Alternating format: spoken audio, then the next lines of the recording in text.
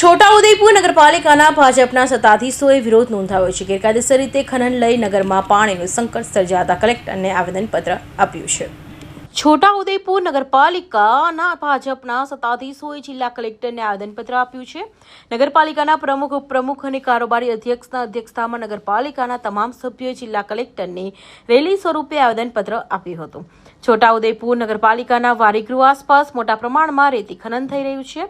વારંવાર રજૂઆત કરવા છતાં રેતી ખનનની પ્રવૃત્તિઓ બંધ ન થતા નગરજનોને પાણીની મુશ્કેલી પડી રહી છે. નગરના રંગપુર નાકા પાસે થતા ફતેપુરમાં નગરપાલિકાના પાણીના વોટર વર્કર્સ આવેલા છે, જેની આસપાસ ટ્રેક્ટરો મારફતે મોટા પ્રમાણમાં રેતી ખનન થઈ રહ્યું છે અને વોટર વર્કર્સ નુકસાન થઈ રહ્યું છે અને પાણીના સ્તર નીચે જઈ રહ્યા છે, જેને કારણે નગરપાલિકાના હાફેશ્વર યોજનામાંથી વેચાતું પાણી લાવવાની ફરજ પડી રહી છે, જેમાં 70 લાખ જેટલા સરકારને ચૂકવવાના બાકી છે. નગરપાલિકાના સત્તાધીશોએ જિલ્લા કલેક્ટરને આવેદનપત્ર આપી રેતી ખનન અટકાવવા માટે રજૂઆત કરી હતી. આજ રોજ કલેક્ટર મેડમને અમે નગરપાલિકાની ટીમ નગરપાલિકા પ્રમુખ અને ઉપપ્રમુખની અધ્યક્ષતા સાથે અમે રજૂઆત કરવા આવ્યા છીએ કે છોટાઉદેપુરમાં 2 વોટર વર્ક્સ જે આવેલા છે, બંને વોટર વર્ક્સની નજીકથી એટલું બધું રેતી ખનન થઈ રહ્યું છે કે જેથી પાણીની જબરજસ્ત મોટી તકલીફ પડવાની છે. અત્યારે તો અમે હાફેશ્વરના પાણીથી પાણી આપી રહ્યા છે હરરોજ, પણ જો એ પણ અમારી પાસે 70 લાખ રૂપિયાનું અમારી પાસે બિલ બાકી પડ્યું છે અને હાફેશ્વરનું પાણી જો બંધ થઈ જશે તો નગરપાલિકા અઠવાડિયે 1 દિવસ પણ પાણી પૂરું પાડી શકે એવી પરિસ્થિતિમાં નથી અમે. એટલે અમે સરકારી તંત્રને ખૂબ અમારી રિક્વેસ્ટ છે કે ભાઈ બંને બાજુથી રેતી ખનન અટકાવે. 1 કિલોમીટરની રેતી ખનન અટકાઈ દેશે તો પણ અમારી પાસે ઘણું પાણી છે.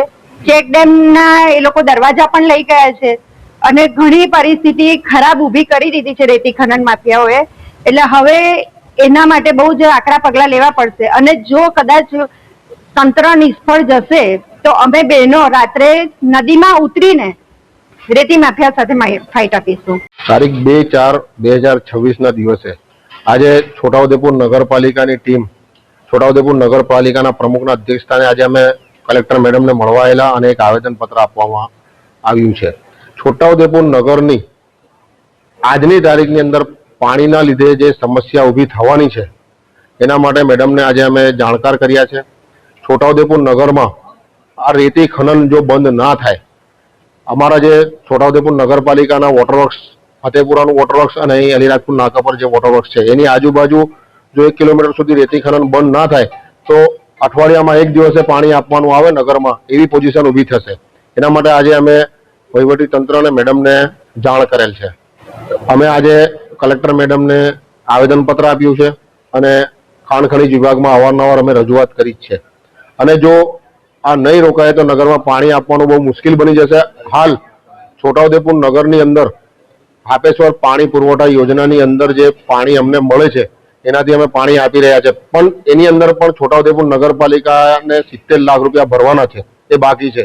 એ જો બંધ થઈ જશે તો નગરમાં 8 દિવસની અંદર 1 દિવસ પાણી આવશે એવી પોઝિશન ઊભી થશે. એના માટે આજે અમે વહીવટી તંત્રને રજૂઆત કરવા આવ્યા છે અને એક્શન લે વહેલી તકે. છોટાઉદેપુર નગરપાલિકાના સત્તાધીશો દ્વારા રજૂઆત કરવામાં આવી છે કે જેમના સિંચાઈના કુવાઓ છે એની આસપાસ સતત ખનન થઈ રહ્યું છે.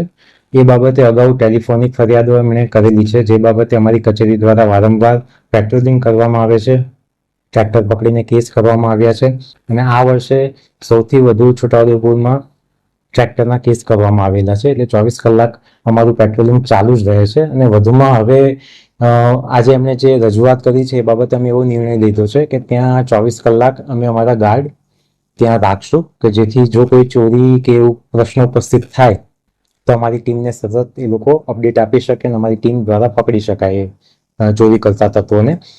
વધુમાં છોટાઉદેપુરમાં આ વર્ષે ગેરધોરણ ખનન વહન સંગ્રહમાં 18 કરોડની વસૂલાત કરવામાં આવી છે. એટલે કચેરી સતત આ બાબતે કાર્યરત છે, પ્રયત્નશીલ છે અને છતાં પણ જો અન્ય કોઈ રજૂઆત હશે તો એને અમે ગંભીરતાથી ધ્યાને લઈશું અને એ બાબતમાં અમે જરૂરથી કાર્યવાહી કરશું એ બાબતનું અમે આશ્વાસન આપીએ છીએ અને અમે વિશ્વાસ વ્યક્ત કરીએ છીએ.